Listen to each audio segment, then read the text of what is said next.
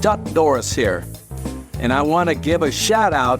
This is the dawn of a new beginning with endless possibilities. Keep up all the great work and just know that you are Chuck Norris approved. Your friend, Chuck Norris.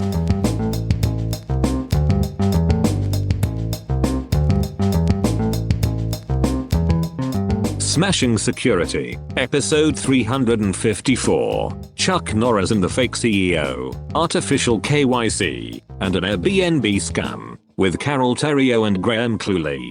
Hello, and welcome to Smashing Security, episode 354. My name is Cluley. And I'm Carole Theriault. Hi, Graham. Happy New Year to you, Carole. Same back to you. Thank you very much, and to our listeners, and to our special guest this week, family favourite, Maria Varmazis. Hello, Maria. Hi, and Happy New Year. Is it too late for us still to be wishing each other Happy New Year? I don't know. On the 11th? It's never too late. Yeah. No, we can do it. I think we've got all of January, or at least the first time you speak to someone in the new year. So we could go to July. I mean, really. Okay, well. We make the rules, Graham. If it's the first time you've listened to us this year, hello, Happy New Year. Great to have you back. Yes, and let's kick the show off. But first, let's thank this week's wonderful sponsors, Collide and Vanta. It's their support that help us give you this show for free. Now, coming up in today's show, Graham, what do you got? I'm going to be talking about Chuck Norris and an untrustworthy CEO. Okay, and Maria, what about you? AI is making it easier and easier to get around security measures. And I'm going to talk about a double bait and switch. All this and much more coming up on this inaugural episode of 2024 of Smashing Security. Woo!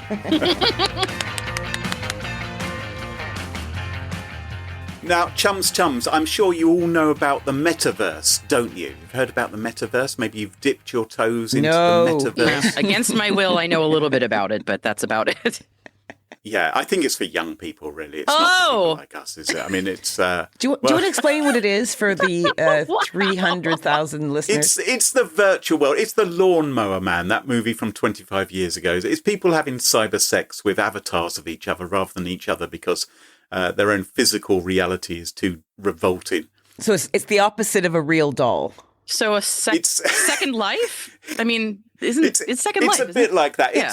Mark Zuckerberg has poured billions of dollars into it, thinking it's the future before he realised artificial intelligence was actually the thing that people were excited about.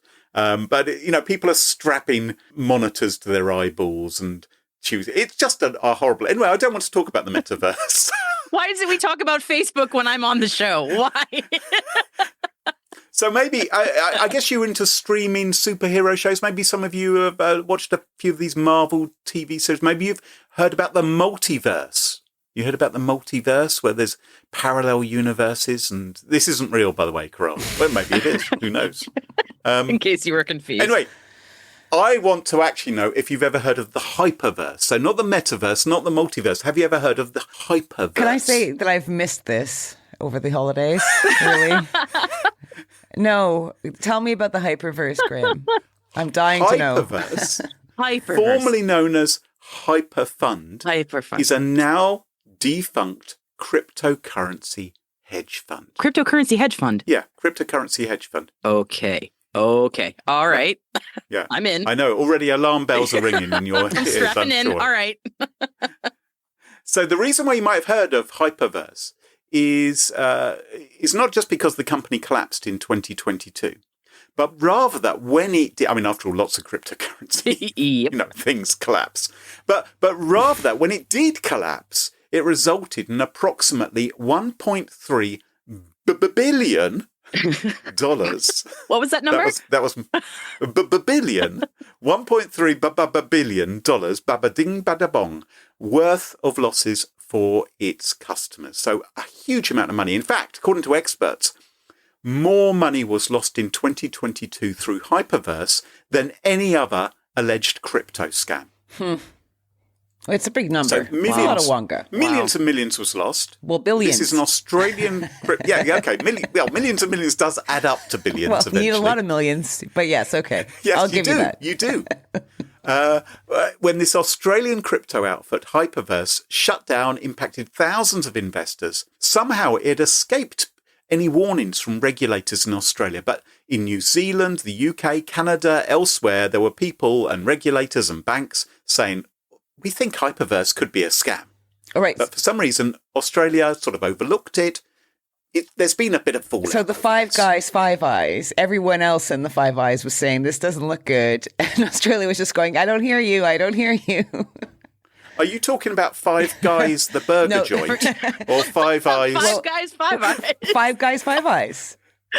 So confused. I'm so confused. Is Five Guys actually where they collect That's where you go for a information? burger, you discuss your business. Free peanuts. Listen, those fries. Those fries. Those fries. Now, you're wondering, how did HyperVerse get people to trust them? Well, one way in which it did it was in December 2021, it appointed a new chief executive officer. Mm-hmm. They introduced their new CEO, the new CEO of HyperVerse, a guy called Stephen Rees-Lewis, at an online global launch event. Video messages of support from celebrities were released, including from Steve Wozniak, the co-founder of Apple, Chuck Norris, the actor, all saying what a fantastic thing HyperVerse was. And this Stephen Rees-Lewis guy, he had an impressive resume, right? He was a maths and economics graduate at the University of Leeds. He held a master's degree from University of Cambridge. I haven't heard of that place. Right. He'd worked for, he'd worked for Goldman Sachs. He'd sold his company to Adobe, made millions there. He'd launched an IT startup, and eventually he'd been recruited to head up HyperVerse, which he ran from his home in Dubai. Wow. Impressive. Yeah. Wowee. Let's watch a little bit now of the announcement videos, just so you can get a sense of it. There are multiple ongoing developments within the HyperVerse ecosystem, and we are very excited to slowly unreveal and share them with you. They certainly put a lot of money into that. Well, so impressive, exciting background music. I think you agree. But here's the thing. Stephen Rees-Lewis doesn't exist. Mm-hmm. And we know he doesn't exist because the sleuths at The Guardian decided to do a little bit of digging after HyperVerse basically folded. They thought, well, let's go and speak to the CEO. And so they tried to contact him and they weren't able to contact him. So they went to the University of Leeds and the University of Cambridge. And they said, we've never had anyone here who's a student by that name. Do you know, though, it's weird, right? Because if you called a company up and said, hey, did Steve Rees ever worked there? They could say, we can't divulge any information on our employees. But universities always cough up, don't they? Wait, they usually can verify if they will say yes or no if someone has worked there. Isn't that usually, maybe this is a country specific thing, but usually they can just say, yes, that person has worked for us, or no, they haven't. They may not say you were a rubbish employee. Yeah, they'll just verify, yes, you worked you there. shat on the carpet or something like that. But they may say, yes, they worked here from these dates. Okay, interesting. I'm pretty sure. Listeners, if you know different, let us know, because I'd love to know the answer to that.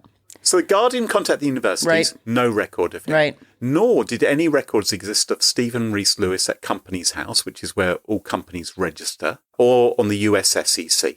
He didn't even have a LinkedIn profile. And I have to say, if you're going to fake your identity, That's number one. Create a LinkedIn profile, That feels right? like a sloppy thing to forget. You did all the other stuff and then not the LinkedIn? Isn't that usually what social engineers go for first, is the fake LinkedIn profile? So, the question is, who the hell was this Stephen Rees-Lewis guy and what was his background? The Guardian, I was reading this article just a few days ago, not able to find out. Oh, it's Satoshi Nakamoto, definitely. They couldn't work it out, but that doesn't mean, of course, that nobody on the internet could uncover the truth. And I found a YouTuber going by the strange name of Nobody Special. So this YouTuber, Nobody Special, he took it upon himself to do a little bit of digging. So he took a screenshot of the Stephen Rees-Lewis CEO announcement video. So he had his face.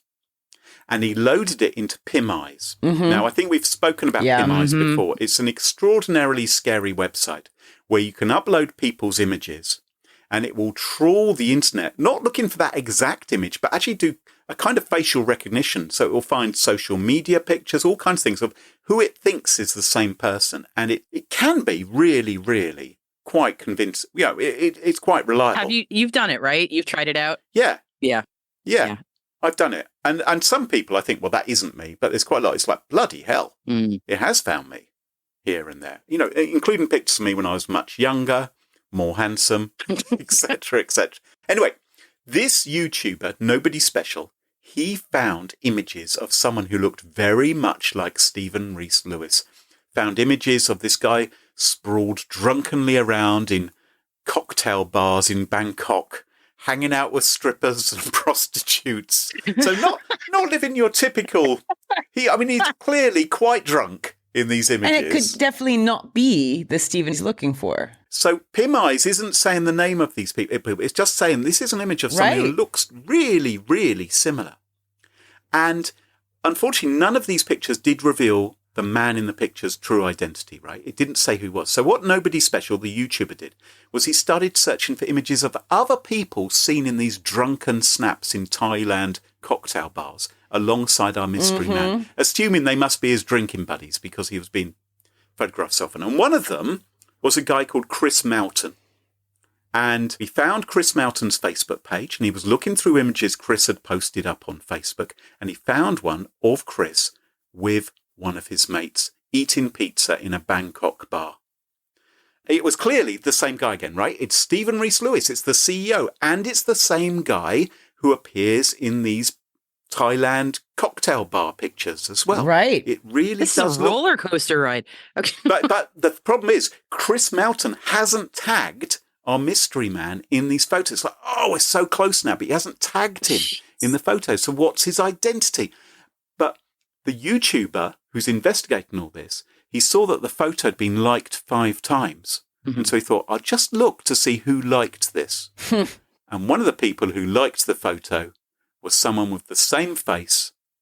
And that was how they were able to identify Stephen Rees Lewis's true identity. What? So Stephen Rees Lewis liked a video that he featured in. He liked a photo of himself with his friend up on Facebook. Yep. And that's where the link was. And his real name, it turns out, is Steve-O Harrison, originally from Bournemouth, which is a sort of fairly sleepy a town on the UK's south coast. It's a beautiful place. No, I used to go there as a kid. Yes. I used to go, maybe everyone seemed old when I went there as a kid. Maybe now I'd think they're all youngsters. Yeah, that's just, if it's that boring. I think it's quite a party place now, but it's not Bangkok, right? It's not quite the same. And what this YouTuber did was he compared videos of Steve-O Harrison with Stephen Rees Lewis. And it's clearly the same voice and it's the same look. In fact, I'll play it now. Here's a bit of Stephen Rees Lewis speaking, the CEO. And we are very excited to slowly unreveal and share them with you. And here's Steve-O Harrison. I'm currently training for Spartan in 3 weeks. I'm going down there to do the trail run, which is 10k, and I think I've done this course before. I would say that's the same voice. Would you not agree? I'm not an expert. Like, I feel this is like crazy research. Is it because English people just sound the same to you? No, because people confuse Carole and I all the time. Right. I do. I have to say. Yeah, we're actually the same person. We've been meaning to tell you Very this. similar. But this feels like the right time. So, you've suspected all along. Like I admire and appreciate this YouTuber, Nobody Special's work here, but right. I'm hoping that there's something a bit more proofy to this story than pure conjecture. Well, I think it's pretty compelling. I'll link to the video so you can check it out for yourself and see if you agree with his evidence. Anyway, he looked up Steve-O Harrison's LinkedIn account, and what you find is it describes himself as a TV presenter and sports pundit. Not a cryptocurrency CEO. Well, what do you need to be a qualified cryptocurrency CEO, to be fair? He says this. He says he works alongside international businesses to help front their products and services. It sounds like he's been hired He's a rent-a-CEO. to pretend to be the CEO. Yeah. He's rent-a-CEO. Yeah. Oh, the twists keep coming. And maybe we should have guessed that because if you look at Steve Rees Lewis's Twitter account, he's pinned a tweet which has a link to the promo video for the HyperVerse, and there's a caption which reads, "Where reality ends and imagination begins." And I think that's really the case. Now, interestingly, why have Chuck Norris, Steve Wozniak, and other celebrities fallen for this? Why are they endorsing HyperVerse in this video? And what you notice when you check out these endorsement videos by Woz and Chuck Norris is that they're not that professional. Chuck Norris here, and I want to give a shout out to HyperVerse. Under the leadership of CEO Steven, HyperVerse will be the leader of metaverse space. This is the dawn of a new beginning with a metaverse odyssey with endless possibilities. Keep up all the great work and just know you are Chuck Norris approved. Your friend, Chuck Norris. I was going to say, remember we were talking about it just before at the end of the year? That you pay a fee. Cameo. Yeah. That's the thing, wasn't it? Yep. It was Don Johnson and Elijah Wood or something who were saying things about, was it Vladimir Zelensky or something, having a drug problem. They'd been tricked into saying things. Well, it seems to be the same thing. So Woz has recorded a video where he's recorded it basically up his own nostrils. And Chuck Norris is a little bit more professional. You'd think Woz would know where his webcam is. But these appear to be cameo videos so this company just paid a few bucks. You can normally ask a celebrity, wish someone a happy birthday, or in this case, endorse a cryptocurrency scam. Jeez. I thought they vetted those things way more carefully. They usually have a whole list of rules of stuff they won't say. I guess they don't. That's wild. Yeah, but it probably goes direct to the person, and you're like, yeah, sure, I'll read that. I don't care. Probably haven't read it. I need $20. Yeah. Chuck Norris needs $20? What world is this? Like, he roundhouse kicks his $20 into his pocket. Like, why would he need $20? So Steve Harrison hasn't been collared by the law. As far as I know, he's still out in Bangkok doing whatever he does out there. Someone else allegedly linked to the HyperVerse has been now arrested and charged in the United States. Someone who's known as Bitcoin Rodney has been Bitcoin Rodney, also known as Rodney Burton. Bitcoin Rodney. Is that his real first name? Is this a bit like Judge? Christian name, Bitcoin Rodney. He's alleged to have made fraudulent presentations claiming high returns for investors, but it was all obviously a whole load of garbage. So HyperVerse, who would have thought it? We're kicking off 2024 with some cryptocurrency scamming. I suspect there's lots more of this to come. Come on, Chuck, get your act together and work out where to point your webcam next time.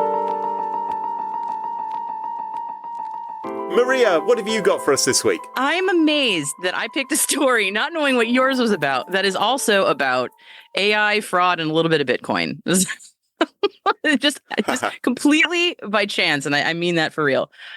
This story, I saw the beginnings of it trickling through on Reddit and the Fediverse of all things a couple of days ago, maybe about a week ago. I don't remember exactly, but right around the new year.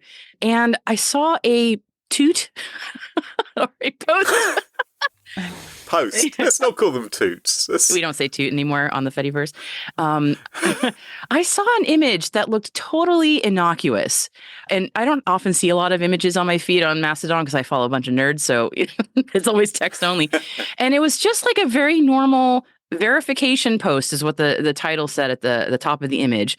And the image below was of a like youngish woman looking right at the screen, holding up a piece of paper. It's a completely insignificant image that reminds me of the gajillions of these that I've done.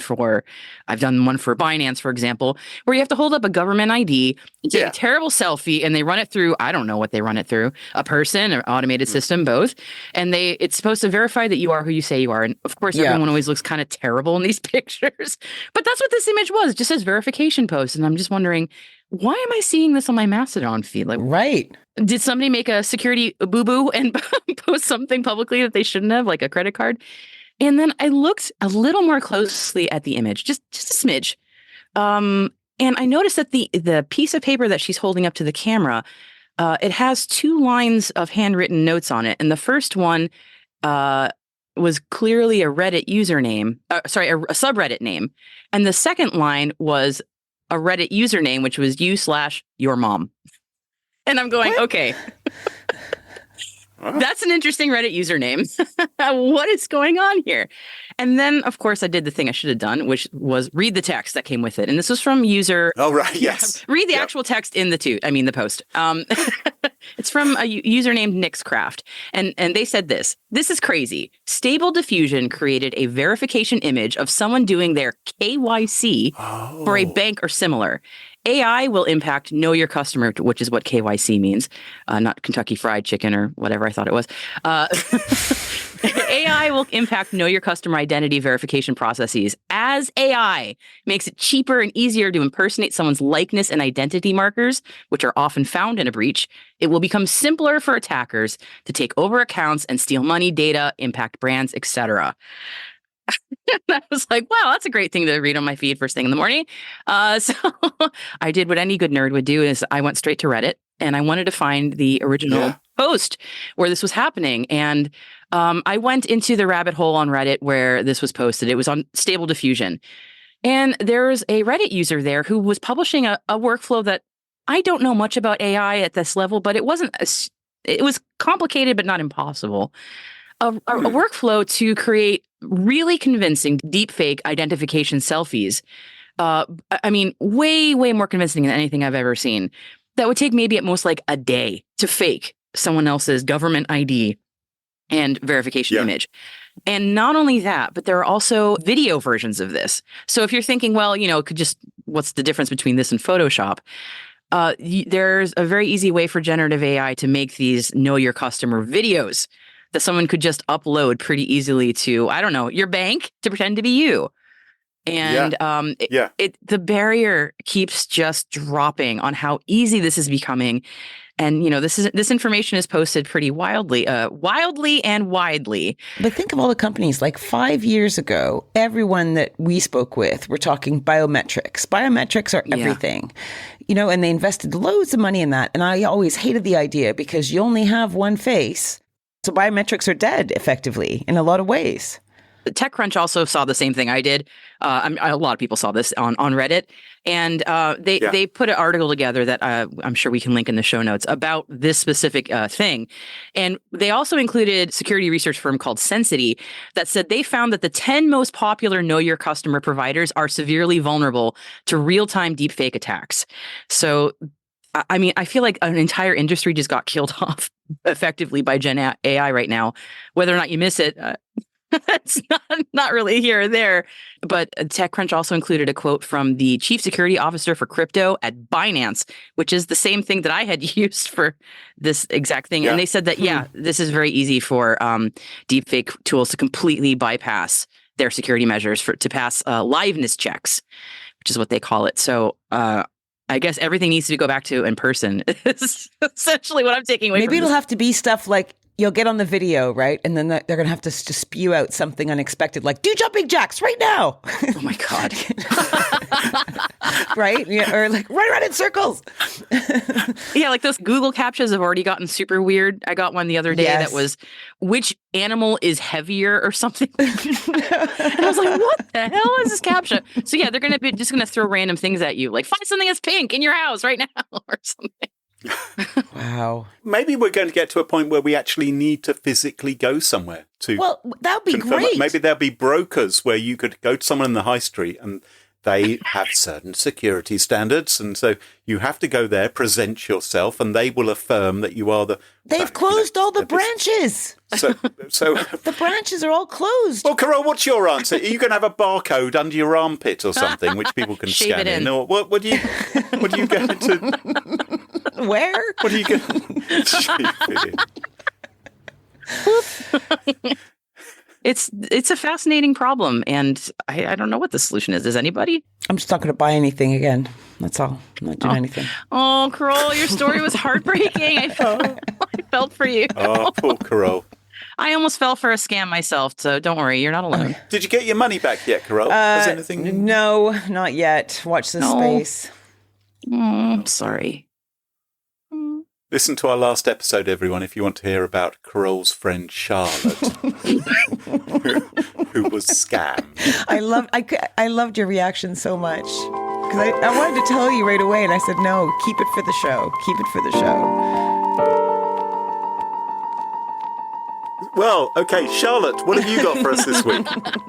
Okay, are you guys Airbnb dates, or do you use that like to rent houses? Or is it Vibro in the States, or do you use that? VRBO? Yeah. Yeah, I've used them. Yep. I've used Airbnb, a number of times, yeah. Right. So, I'm an Airbnber, and like for the most part, it's been a pretty good experience. Like I only rented a place once for one night with a very tightwad buddy of mine, and that experience was not great because we got what we paid for. sorry about that. Not you.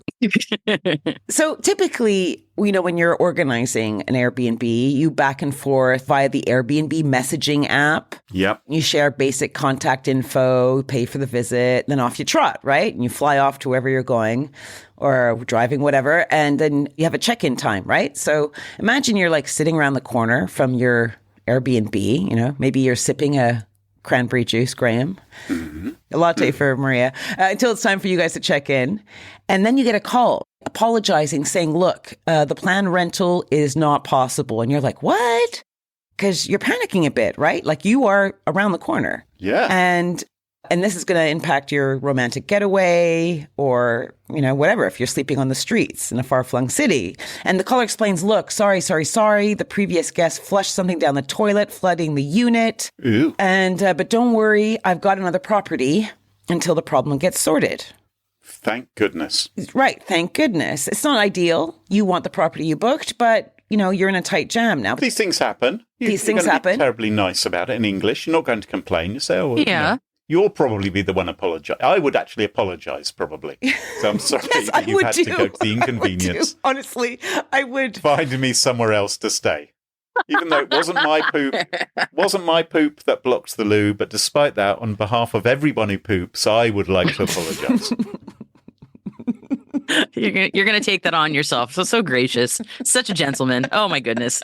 But the guy says, look, I got this other place and it's 3 times bigger and you'll get it for the same price. And he sends you a few pics and the property does look bigger. Brilliant. It looks fine. And, the guy's like, I need to know, you booking or you canceling? What do you want to do? So you change the reservation by the Airbnb app to this new property. Mm-hmm. And off you trot to the new property. And it takes you a bit to find it. Like you can't find it on the main street because it turns out it's kind of behind the house, like where a garage would be. Like a garage turned flop house type thing. And while it's big, Like a shed. like a vamped up shed. Okay. Okay. All right. And the furniture is crap. It's not like the furniture. It's a bit of a shithole, basically. But you're like, oh, it's one night.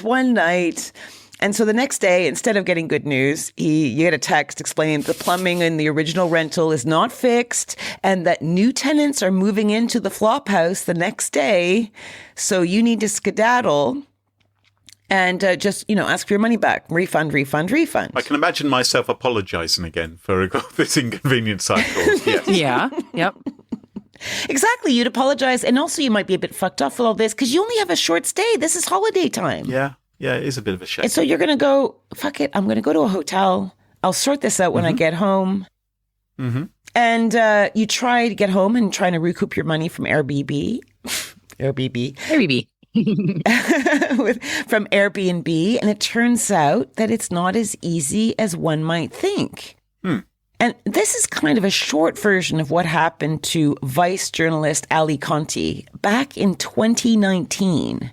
And she ended up having to repeatedly badger Airbnb. And even then, she only recouped a third of what she ended up paying for the rental. Okay. But she's a journalist, so she started digging.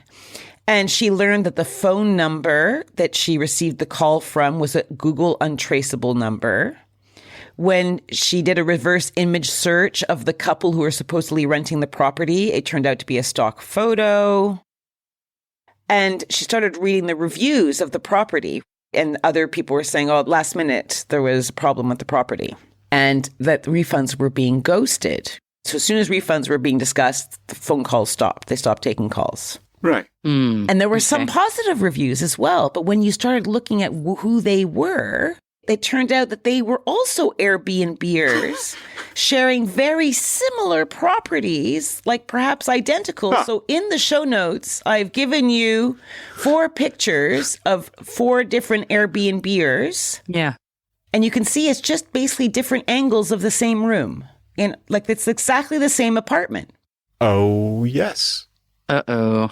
Okay. So Ali Snooping unveiled 5 accounts controlling 94 properties in 8 different cities that all seem to be suspiciously run by the same people. And she alerted Airbnb, but they showed little interest. And the active accounts remained open and they did not respond. And she started talking to people that left shitty reviews. And it turns out that she wasn't alone. And it turns out that based on a bunch of small things, like the small print inside Airbnb, there's things like if a guest stays even one night in a rental, it's difficult to obtain a full refund, according to the Airbnb rules. And if a host asks a guest to stay at a property that's different from the one rented, Airbnb advises the guest to request a cancellation if they're not okay with the switch. Right? In both cases, the rules favor a would-be scammer and places the onus on the guest who have just parachuted into some place with their luggage and have nowhere to stay. Oh, nightmare.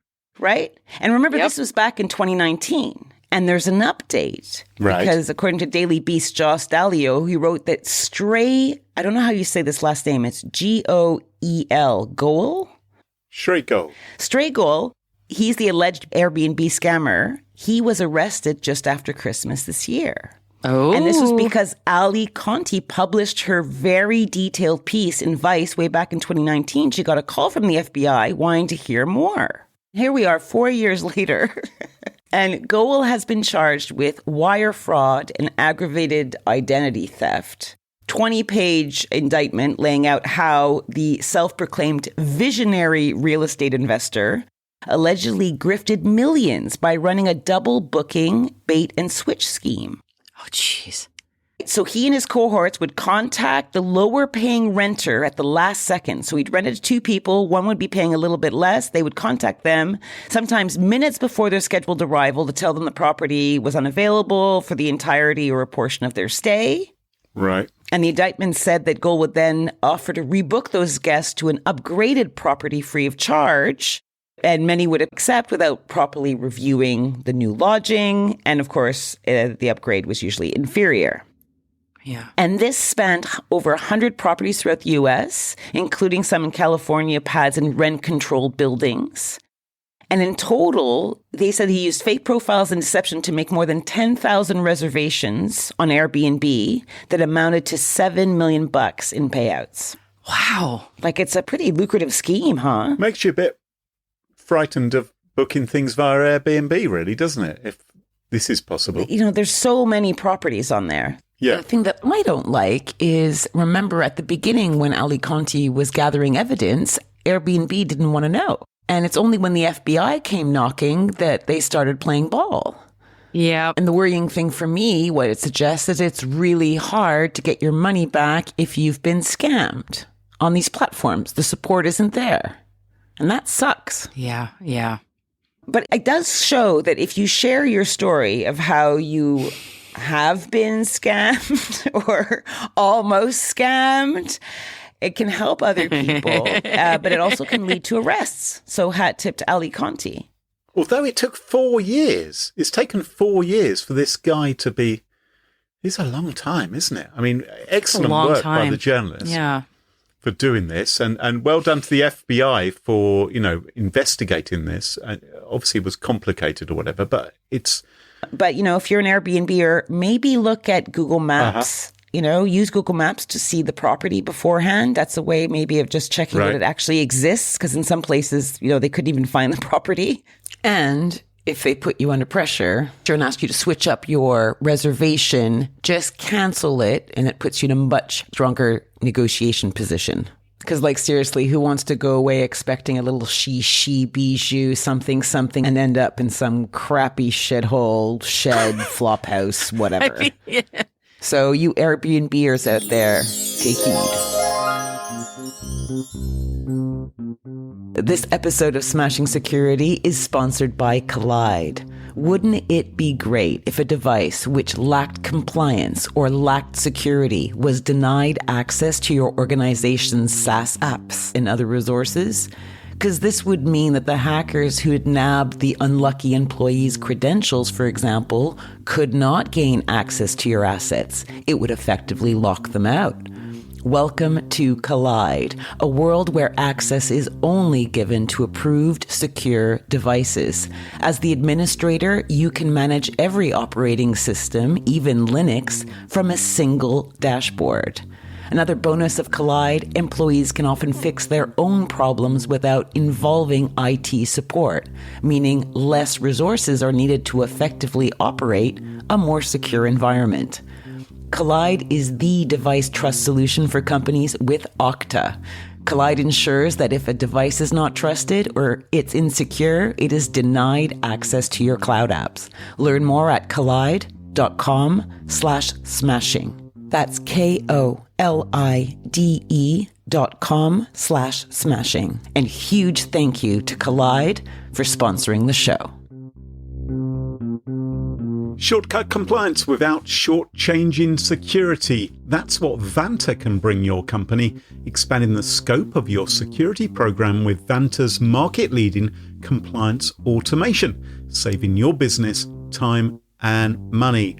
Vanta has over 5,000 customers around the globe who are saving over 300 hours in manual work and up to 85% of their costs for SOC 2, ISO 27001, HIPAA, GDPR, custom frameworks, and more. And with Vanta's 200 plus integrations, you can easily monitor and secure the tools your business relies on.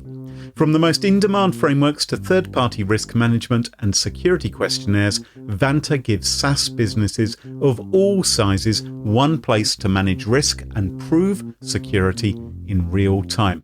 And as a special bonus, Smashing Security listeners can get a stonking 20% off Vanta. Just go to vanta.com/smashing to claim your discount. That's VANTA.com/smashing. And thanks to Vanta for supporting the show.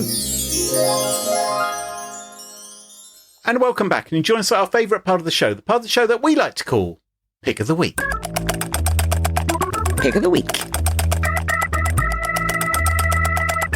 Pick of the Week is the part of the show where everyone can choose something they like. Could be a funny story, a book that they've read, a TV show, a movie, a record, a podcast, a website, or an app. Whatever they like. It doesn't have to be security related necessarily. Better not be. Well, my pick of the week this week is not security related. In fact, it's maybe not even a pick of the week. It might actually be a nitpick of the week.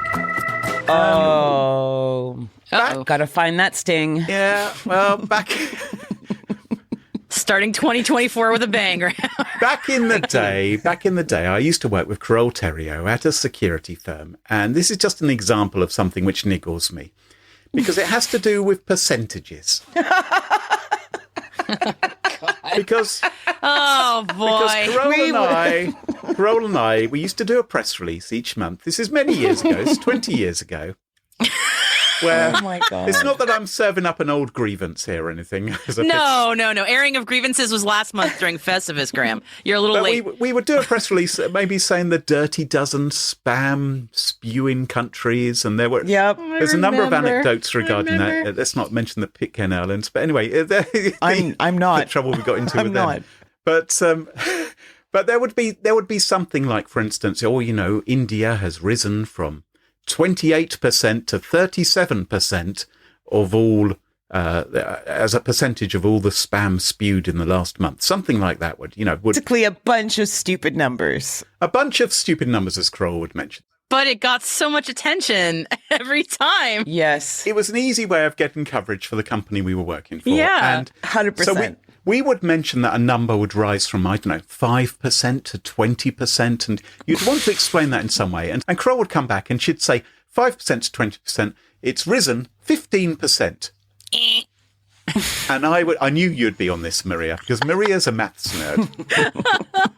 And she don't know about knows 5% to 20% is not a rise of 15%. It's 15 percentage points. Indeed. You have to be careful to say 15 percentage points. It's actually a 300% rise if you go from 5% to 20%, because how many fives have you got, right?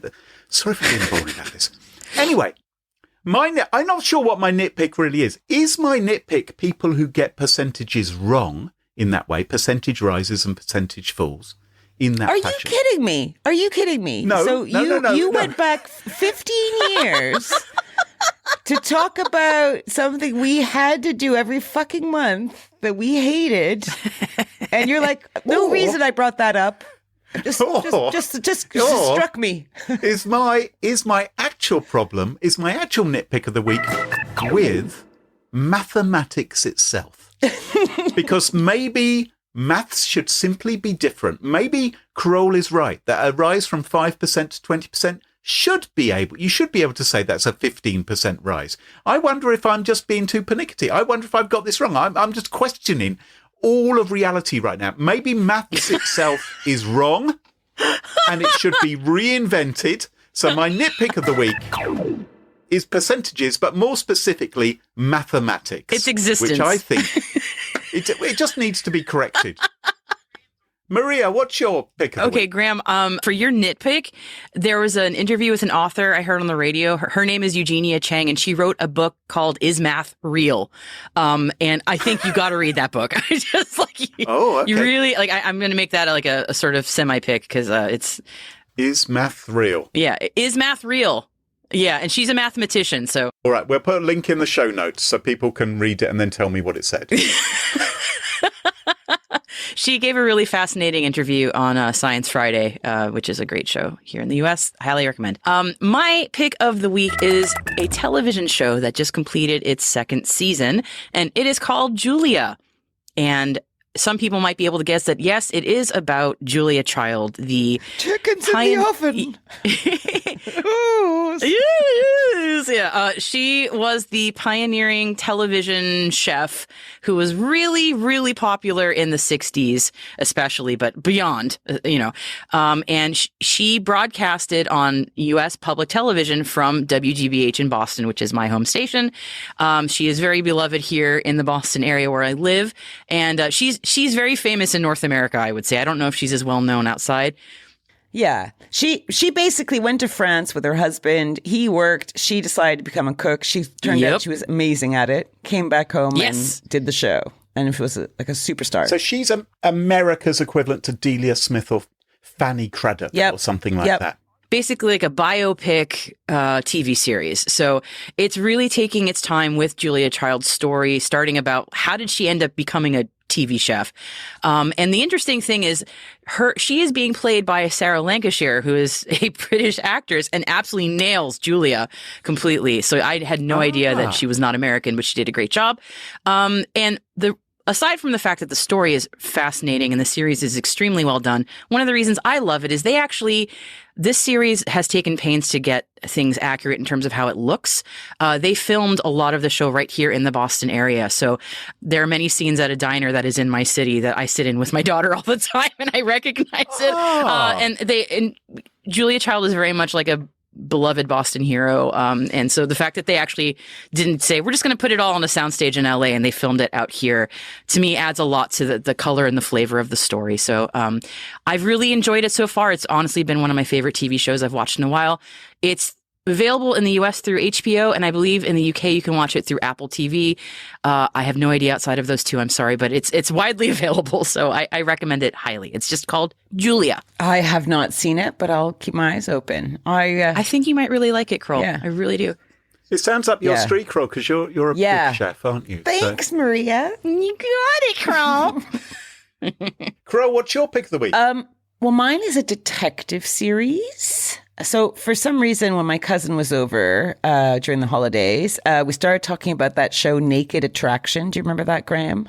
Oh, yeah, right. Well, I think we've talked about it in the show, like people, old timers out there, you'll remember we've talked about this. But basically, I assumed it had been canceled right after the first season because like who would, but no, it's still going. There's like 7 series. I'm surprised the whole channel hasn't been cancelled. It was basically for exhibitionists, wasn't it? That's the point of the show was they would pull up a little drawbridge to reveal your... So it's a dating show, but based initially upon whether you fancied someone's genitals or not. Well, it's a dating show where you have 3 potential dates and you get to gauge which one you choose based on their nude bodies, like completely nude, like junk and stuff, nude. Yes. Like basically, if you want to check out naked bodies, you want to see people in the nude, this show is for you. No. But that's not my pick of the week, okay? Because okay, all right. Because we watched one show and we're like, oh my God, look at his penis. And then we got bored. How many penises can you look at? That's true. Right. Graham, don't answer that.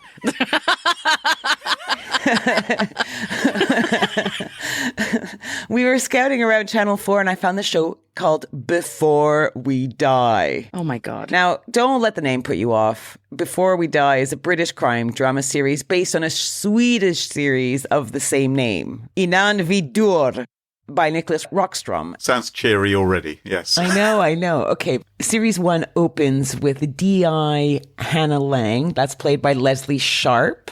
And she launches a manhunt when her secret lover, also a cop, goes missing. Right? And then soon it seems that a Croatian mafia-esque family known as the Mamichas are involved. And maybe there's also a leak inside the cop house, maybe. And I can't tell you anything about series 2 because it continues the same storyline.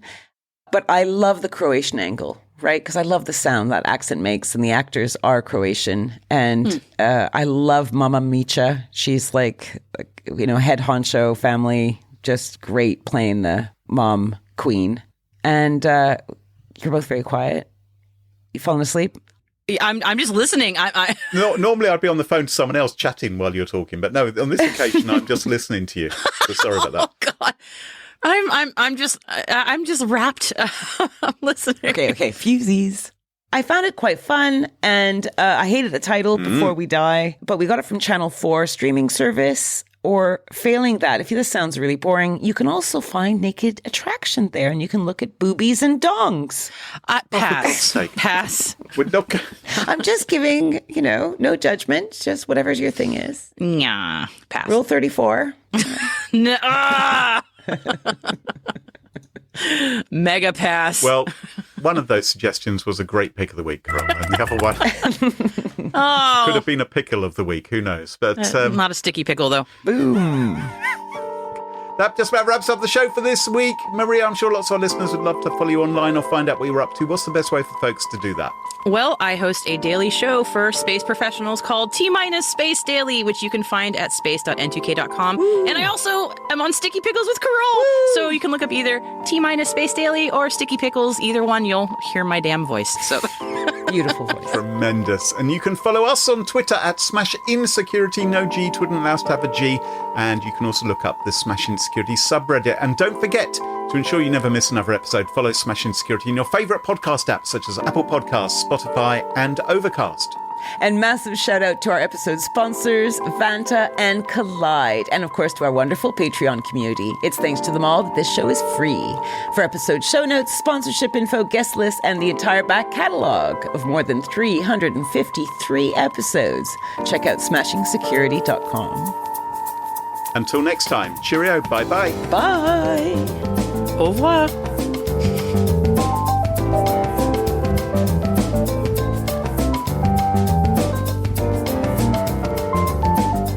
Maria. Super.